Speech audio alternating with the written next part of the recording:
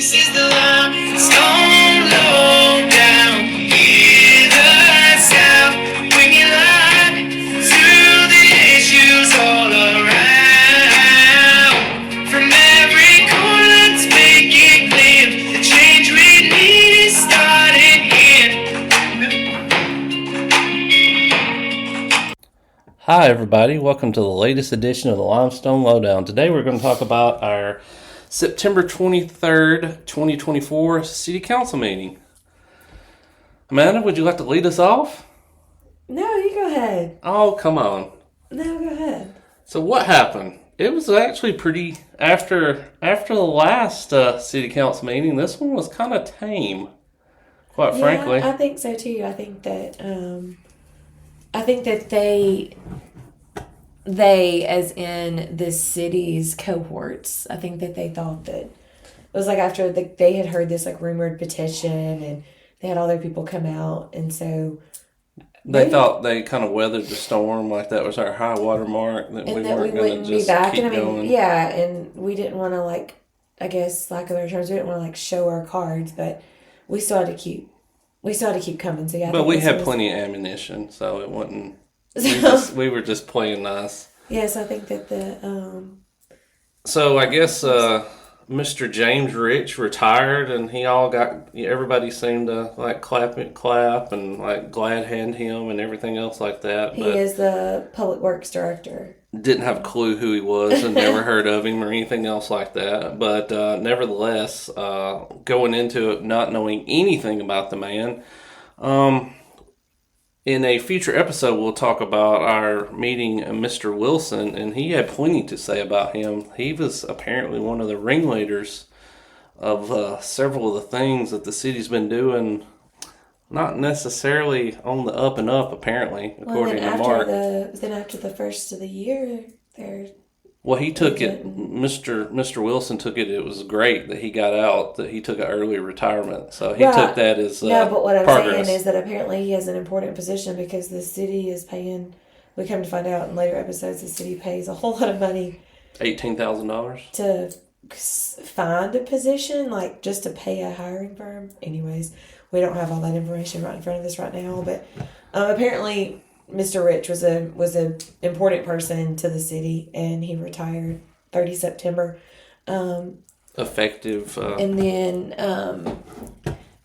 Mr. Seibert talks about two ladies got trapped in an elevator at his church, at the First Methodist Church, and he just praised the fire department for coming to help them get out of the elevator. That was nice, wasn't it? It was very nice. I guess he just had to highlight that he goes to church along with the rest of them. Marks, Holly, Henry, and him. all go to that. They all go to that Methodist church. I'd watch out. Let's see. Okay, and then We get into the ordinances and everything else like that. Really, the only one that was pretty interesting was the one right there that's talking about some rezoning. Amanda, would you like to pick that up? I think there was like 8.66 acres at the corner of Elm and Lucas Ferry that went from low density single family residential to general business. So houses to Well, businesses. at the time, we didn't think anything of it. I mean, that's what is so crazy. It's crazy when you're there. They read these little statements. They don't even tell you as much information as Amanda just told you right now. So they would say something along the lines of proposed ordinance to rezone 8.668 acres Athens Real Estate LLC property located on M and Lucas Ferry. That would That was literally it. be it. Nothing like they wouldn't even tell you about the general business to residential, and they wouldn't even mention that it's not even in the city limits. So, And then they wouldn't even tell us like what the plans were. And like this is September, and then what it was like. January of this year, or No, it of was 2020. before then because that sure? was the Publix in January. This was that Food Line. This was That back had to in be like like these- November, December. Yeah, months later. So I guess the point that we're saying is that all of this is pre-planned. And so in September, they give you this like very generic, like 2-line thing, saying that they're going to rezone 8.66 acres from, they don't even say from residential to business. They just say they're going to rezone it. Yep. And that's it. And so we've started seeing like, there's always a bigger plan. And you'll hear us talk about Mr. Wilson a lot. He references this 2040 plan. And so there's a plan for the entire city of what the plan for by 2040 is going to be. And so it makes so much sense because so all of this is pre-planned, and if they would just go ahead and tell us this, but it's almost like it's a secret or something. Well, back to the plan situation, the first plan came out in 2013. And then that city planner left, and then there was the 2020 plan, and then it morphed into the 2040 plan. Mm-hmm. So there's always a new plan. I'm surprised they're still on 2040 right now. Well, probably because Aaron Tidwell's still there, because it seems to be changed as the city planners come in.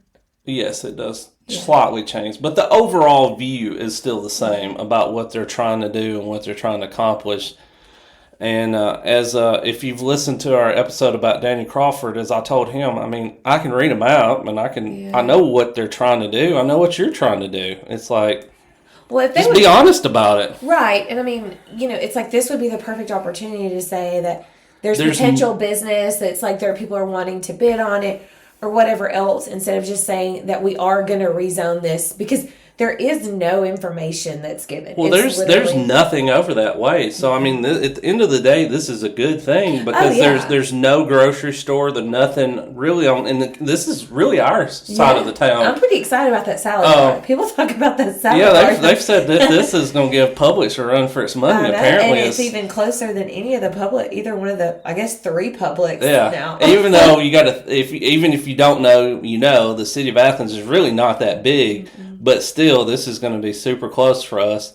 But the thing about it is, they did this, and then later, lo and behold, here comes the tax abatement. Oh yeah. So we'll cover that one. Well, no, I'm just saying it's all part of the bigger picture. You have it's got to get moved in the city limits, mm-hmm. and then we got to have tax abatement, and then our special developer, and it's just thing after thing. It's like, we can kind of see how all this stuff fits together now. If you were just a random Joe showing up to the city council meeting, it would just like fly. It would be like us when we first started, just be flying over your head. But the more we've gone to, and the more that we've figured out these people, it's like, so here's what we do first, and then we do that, and then it goes to this person for that, this and that, and lo and behold, right? Because like as we're, as we're kind of backdating and going back and recording these and bringing you all up to speed, we're like, oh man, that's where they did this, and we've kind of figured out their pattern. And we actually need to, just a side note, we probably need to get somebody on here from the asphalt plant, because all that happened, to talk about the progression of how that went down too, because there's a lot of promises made, that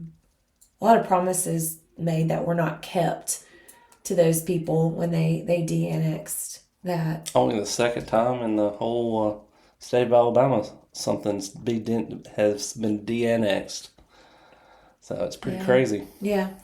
So anyway, so we this was where they annex that land into the city. We'll talk about what they do with that at a later date, but you'll kind of see the progression of how that goes. It's like, we've annexed that into the city when they could have already told us, hey, this is what's potentially coming. These are some options. But like Jared had said, there really wasn't a whole lot on the agenda that day, and there really wasn't a whole lot of public comments either. Thank goodness for my stepdad, the last city council meeting was a real doozy. I think there was a lot of people on our side that came last time, but then there was a lot of people that came in support of our councilman in the city too. And they all went into what a great job they're all doing, just glad heading. And it was really sickening, mm-hmm. Bringing out everybody, because he got called out. This was the meeting about the business license. Yeah. So we had to bring out, dad, mom, brothers, sisters, cousins, just everybody, and just talk about what a great job. Athens Main Street person. Oh yeah, everybody. And here's the thing. I think that people move to the city. It's a small town. It's got the small town feel, but yet it's big enough that it's got, you've got everything close by. You've got your Walmart, you've got your Publix, you've got all of the small shops on the square. You've got the pep rally on the square, the Christmas parade. It's a wonderful place, a wonderful community to raise a family. And I think that at the end of the day, that's what they want everybody to see, all of these great things that our city council has brought to the city. It's just, it's just like the Wizard of Oz. They want you to see the rah-rah in the front, but they don't want you to know anything what's going on in the back. Right. And they want to give the city like all the credit, like it's all they're doing. But if you start peeling back the layers, it's the same people doing the same thing and getting the tax abatements, incentives. Because we've talked to people that have lived here that have tried to do businesses, and they were treated so nasty. If you're not in the clique, it don't happen. Yeah. I mean, like they've tried to, certain buildings, they've tried to come in and put stuff in and it's gotten turned down. They've, thrown inspections and fines at people. But if you are in the Athena group, whatever you want to call it, So I think that it's a very desirable spot. It's got, a great school system. It's convenient. People want to move here. People want to bring their families here. So it's almost like, it was like Jared said, it was really disgusting. Them getting up there, just going on and on and on about how great they've done and all this stuff. So it was good to see my father-in-law get up there and say that he was proud of us for exposing the wrongdoing within this city.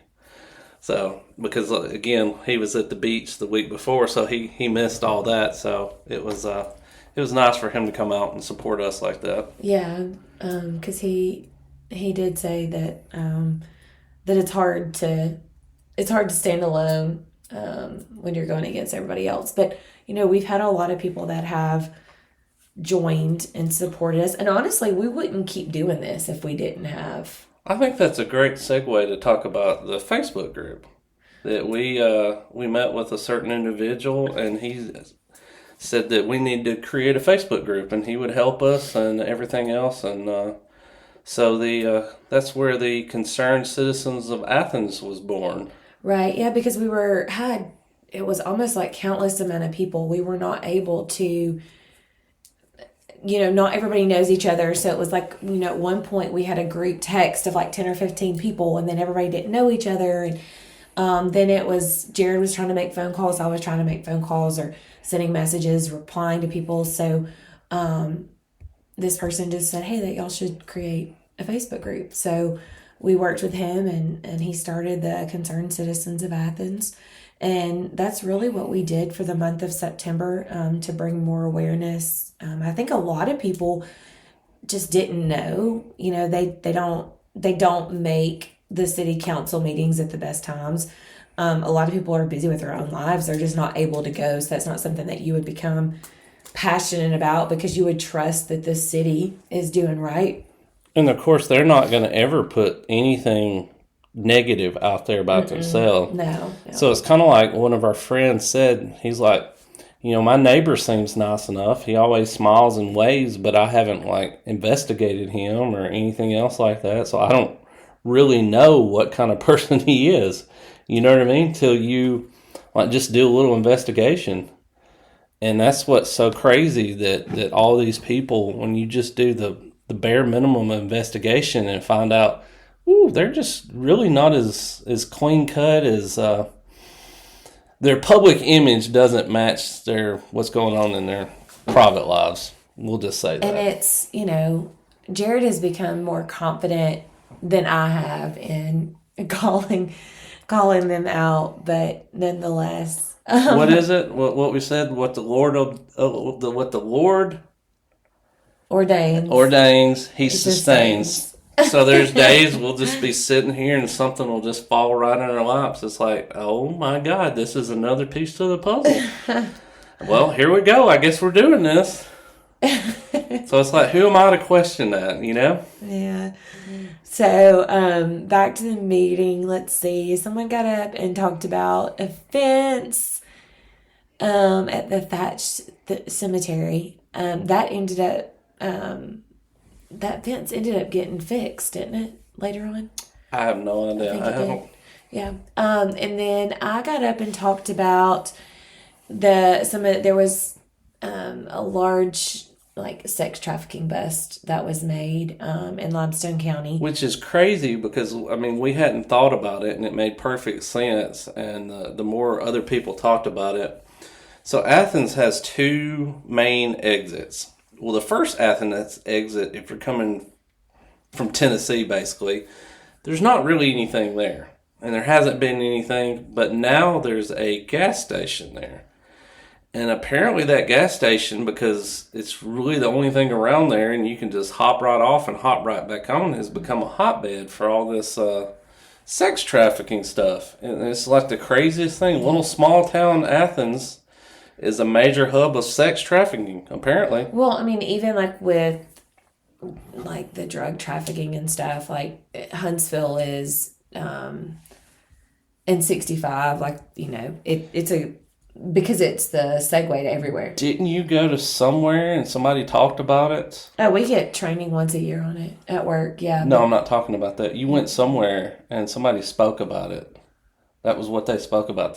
You went to some event and you were just shocked that they were talking about how much of it was around here. And you're like, my gosh, I hadn't even thought about all that. Well, I mean, we get training on it because they talk about the proximity to like Memphis, to Nashville, to Birmingham, Atlanta. It's the hub for the Southeast for sure. So it definitely does make sense. But like Jared was saying, there's where the rec center is at. Now, they've not done any like arrests there at that gas station. They've just said that was like a known spot, right? Yeah.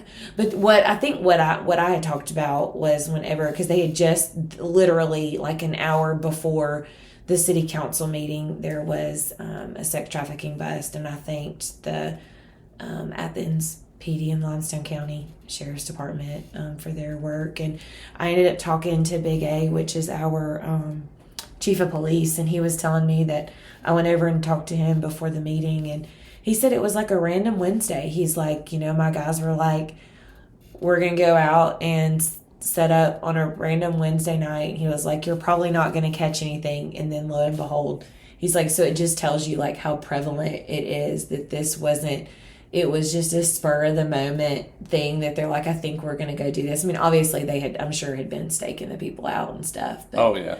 And then more back to what's going on right now. We just had a guy that was arrested. It was an illegal Hispanic guy using a fake name. That was literally last week. That was current time, which would be January of 25. Yeah, he was molesting a kid under 12, and when he went for questioning, he just says it is what it is. That was like his remark. But yeah, he was using a fake name, so he was here illegally, and I think that's where this migrant situation comes into is it's the unknown. You don't know what you're getting. And I think I remember what you were talking about, like where I was at, where people were talking about it. People have reached out to us. Like these are not us like telling you facts. These are alleged things that people are telling us, you know, all across the nation. They've talked about these hundreds of thousands of kids that have went missing. And someone has said to me that they go down to the border and get them and drive them here and drop them off with family members. And okay, you need to put family members. You guys can't see it, but let's put that in quotes. Yeah, you're just assuming that it's a family member because, I mean, again, majority of them do not speak English. But this lady was saying that in some of the apartments that the doors were being left open and people were, you know, going in there. Again, they basically were like, if you know anything to report that, it needs to be reported to the police, which I didn't see it. I don't know it, but it's scary things like that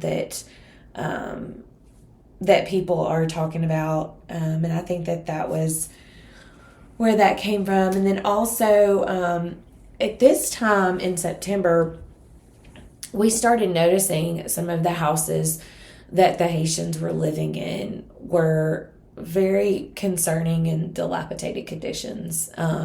Some people had even reached out to us and they're like, hey, there is a Haitian family that's living in this house and there's no power. And we're like, what? Again, because if they don't speak the language, if they're living in your houses, and I think that we knew where this was going, that the houses were owned by our city councilman and there was no power. Or, I believe in this case. So it was one of those things where, somebody that was affiliated with the councilman who owned them. Thank you. So she gets a little scared sometimes, which I don't know why. Just go ahead. Go ahead and say it. It's okay. Oh my gosh. But yeah, it's the craziest thing. It's almost like we became community activists overnight. Like people were reaching out to us, and these Haitians, we went from being racist because we don't like the Haitians to helping the Haitians, and people reaching out to us like, hey, can you help them? They're sitting there in the dark. Well, all right, we'll see what we can do. And then, it's been noticed that most of them don't have a lot of cars, which is the irony of that is because every morning at like 8 o'clock, there's always like 100 of them lined up outside to get their driver's license. But they don't drive. Some of them do, but they walk a lot, they ride bikes a lot. And so, which is not good in the city of Athens because the the sidewalk situation is very bad, especially in the part where they were dumped. I would venture to say it's almost non-existent. So, like, you have to, like, either walk in the ditch or walk on the road because there's no sidewalk. Yeah.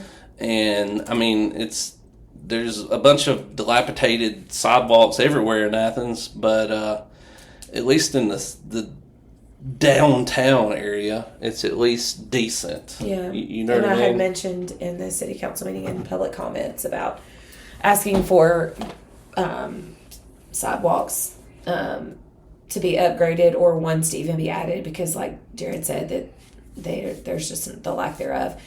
And then this is in September, and I had just mentioned about asking for better ways to communicate with the city because I had emailed even after my first city council meeting and got no response. And this would be like our fourth one. Correct. And I still hadn't gotten responses. I believe you're still waiting. Yeah. And this is even before they cut off all the comments on everything. Right, so yeah. They're just going to ignore you.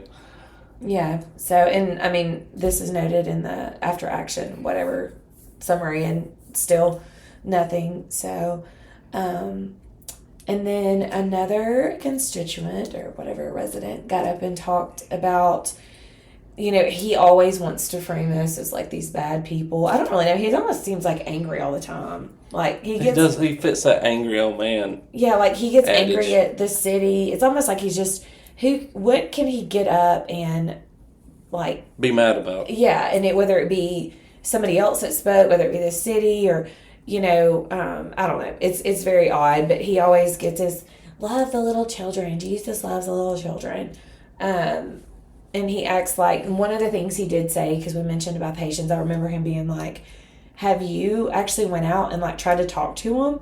So this was kind of I looked at Jared and I was like, okay, like we'll challenge him. Like we'll go out and talk to him. So that kind of comes up into our next city council meetings to come up. And we'll leave you with a little tease that this next city council meeting, before the next city council meeting, there's like a potential lawsuit.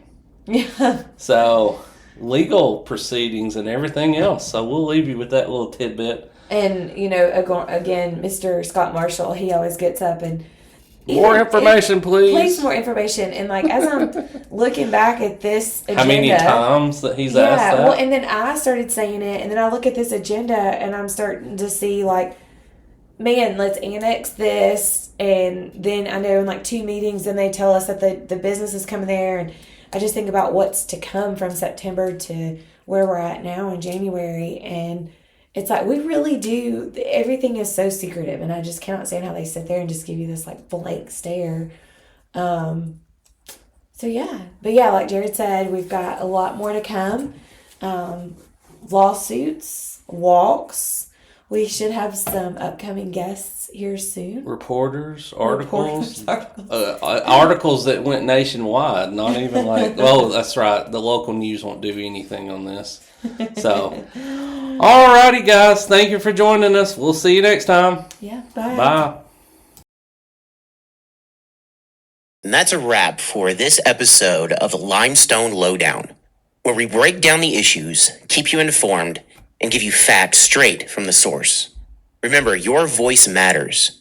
Your vote counts, and your community thrives when we stay engaged. Stay tuned, stay informed, and stay involved. Until next time, keep questioning, keep advocating, and keep shaping the future of the Limestone area. We'll see you on the next Limestone Lowdown.